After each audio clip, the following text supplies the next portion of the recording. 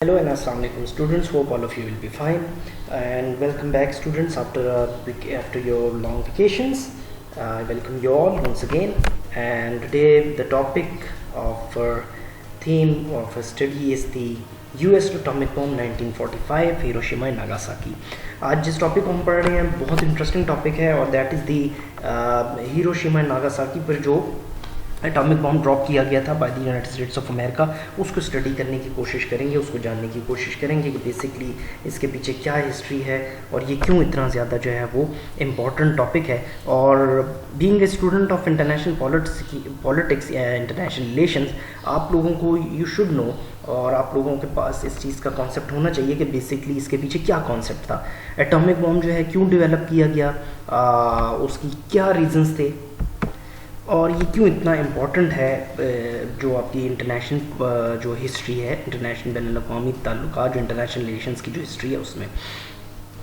Basically इस project के पीछे जो है ये जो यूनाइटेड स्टेट्स ऑफ अमेरिका ने इसको स्टार्ट किया था, मैनहट्टन के नाम से ये प्रोजेक्ट है। और मैं आपको मेन पॉइंट्स बता देता हूँ ताकि फिर आप डिटेल में बात करेंगे। देखिए, मैनहट्टन प्रोजेक्ट हुआ, मैनहट्टन न्यूयॉर्क की एक सिटी है और वहाँ पर ये प्रोजेक्ट स्टार्ट हुआ 1939 में, और जिसको 1945 तक जो है वो एक बिल्कुल हाइड रखा गया इसको, ताकि किसी को पता ना चले, दुनिया को पता ना चले कि यूनाइटेड स्टेट्स ऑफ अमेरिका जो है वो एटॉमिक बॉम्ब पे काम कर रहे हैं।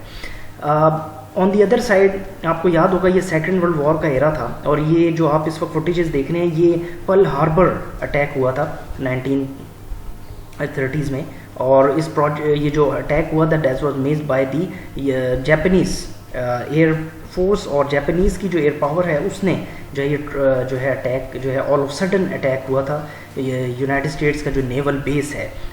जो कि पर्ल हार्बर है। और ये बहुत important strategic point of view से ये बेस जो है ये बहुत इंपॉर्टेंट था, क्योंकि यूनाइटेड स्टेट्स ऑफ अमेरिका के बहुत से एयरक्राफ्ट कैरियर जो थे they been parked on this land, ठीक है, वो उस पर उसकी जो है वो पार्किंग थी। देन फर्दर आप देखो तो इसमें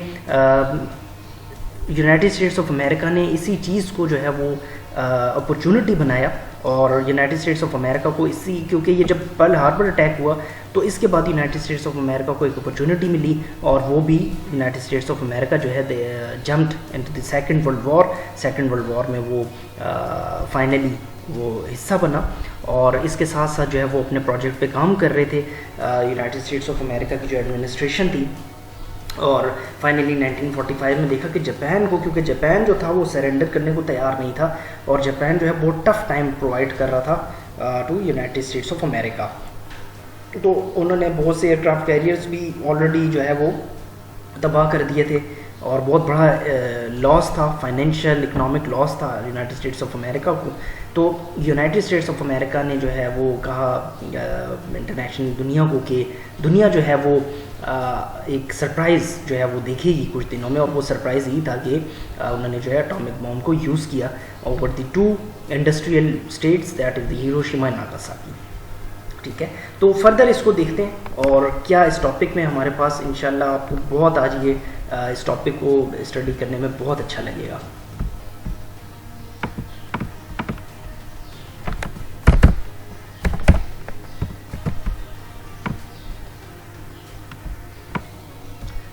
ये जो दो साइंसदान थे ये बेसिकली जब यूनाइटेड स्टेट्स ऑफ अमेरिका चले गए और इन्होंने जाकर वहाँ पे उनकी एडमिनिस्ट्रेशन को बताया कि जो हिटलर है, एडोल्फ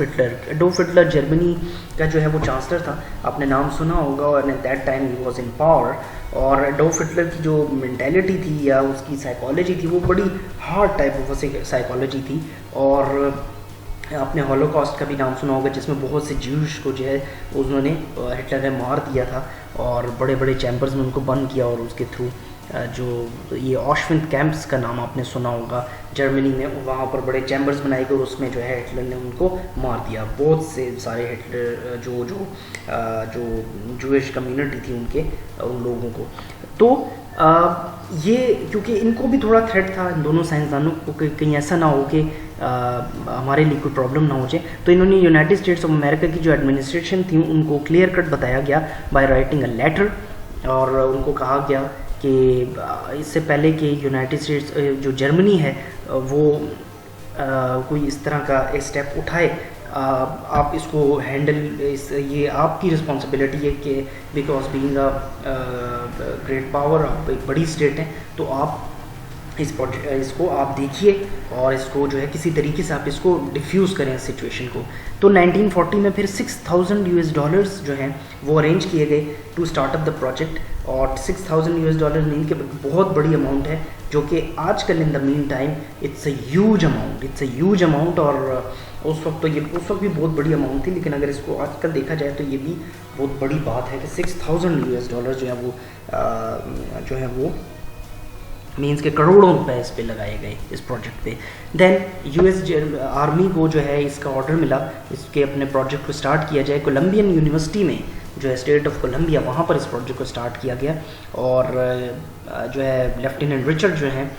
वो basically was in charge of this project, जिन्होंने इसको जो है वो स्टार्ट किया। Then United States of America जो है उसने फर्स्ट टाइम जो है मैक्सिकन डेजर्ट 1945 में जो है इसका टेस्ट किया था बेसिकली, ठीक है। 1945 में तकरीबन 5:30 AM इसको जो है यूनाइटेड स्टेट्स ऑफ अमेरिका ने इस प्रोजेक्ट को, अपने जो एटॉमिक बॉम्ब था, इसको टेस्ट किया था। देन 1941 में जो उनके प्रेसिडेंट रूजवेल्ट हैं, उन्होंने वार्न किया जापान को वार्निंग दी कि स्टे अलर्ट, और आप जो हैं, और इसमें फिर डिफरेंट टाइप्स ऑफ ये जिस तरह आप बैनर्स देख रहे हैं, कुछ ये पोस्टर्स देख रहे हैं कि अब नेक्स्ट जो है वो जापान है। तो ये जो है बहुत फेमस जो है वो पोस्टर्स हैं जो कि ड्रॉप किए गए, जो over different areas of Japan के, अब जो है get prepared yourself for something for new. Then on the other side Germany जो था वो एक जर्मनी दूसरी हर्डल थी यूनाइटेड स्टेट्स ऑफ अमेरिका के लिए। तो जो पोस्टर से उसको डिस्प्ले किया गया, जापान में उसको ड्रॉप किया गया बाय एयर, और पूरी दुनिया में बताया गया कि जापान जो है जो एक्ट इसने किया है यूनाइटेड स्टेट्स ऑफ अमेरिका के साथ, जो पर्ल हार्बर अटैक हुआ, तो अब जो है जापान को कोई सेव नहीं कर सकता। और ये जो दुनिया थी अब ये न्यूक्लियर एज की तरफ एंटर हो रही थी, और न्यूक्लियर एज में अब दुनिया जो है वो जा रही थी। ओके, पर्ल हार्बर, इसके बारे में मैं आपको थोड़ा सा बता देता हूँ कि what the location of the Pearl Harbor, ठीक है। ये basically United States of America का एक हवाई जो है एक आइसलैंड है, और ये जो हार्बर है ये टोटली सराउंडेड है बाय डीप वाटर्स, ठीक है। और डीप वाटर्स कहते हैं कि गहरा पानी जहाँ पर होता है, ठीक है। और वहाँ पर यूनाइटेड स्टेट्स ऑफ अमेरिका के जो हैं बहुत से जो हैं वो एयरक्राफ्ट कैरियर पार्ट होते हैं, क्योंकि ये नेवल बेस है यूनाइटेड स्टेट्स ऑफ अमेरिका का, ठीक है।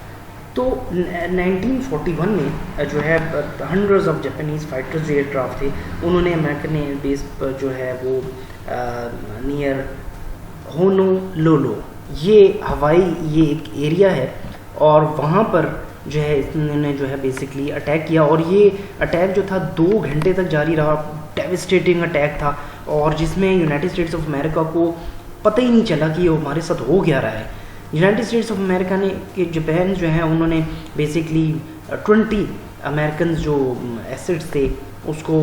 जिसमें आपके पास बैटल शिप्स थी, आपके पास 300 एयरक्राफ्ट थे, उनको जो है द स्पॉट उसको जो है वो डिस्ट्रॉय किया। फिर 2000 अमेरिकन सोल्जर्स जो थे, सेलर्स, दे डाइड, 1000 जो है wounded. Then President Woodrow Wilson जो है उन्होंने रूजवेल्ट जो हैं उन्होंने कांग्रेस को कहा कि हम डिक्लेयर करना चाहते हैं वॉर अगेंस्ट जापान। तो कांग्रेस ने जो है वो अप्रूव किया इसको, और इसमें वोटिंग आई, और 3 days लेटर जापान जो allies in Germany and Italy also declare war on the United States. और जापान के जो पार्टनर्स थे जर्मनी एंड इटली, उन्होंने भी जो है वो यूनाइटेड स्टेट्स ऑफ अमेरिका के अगेंस्ट जो है वो वॉर जो है वो डिक्लेयर कर दी। तो ये जो है बेसिकली थोड़ा सा आज आपके साथ बात करनी थी इस टॉपिक पे, और आई एम वेरी होपफुल कि आपको इससे बहुत कुछ पता चल रहा होगा। एक नया टॉपिक है आप लोगों के लिए। तो इसमें कोई क्वेश्चन हो, कोई आप क्वेश्चन करना चाहते हैं, if you have any question you may ask the question in the WhatsApp group and as well as in the Google classroom. Inshallah, in the next lecture we will further continue this topic and until next time, take care and have a nice day.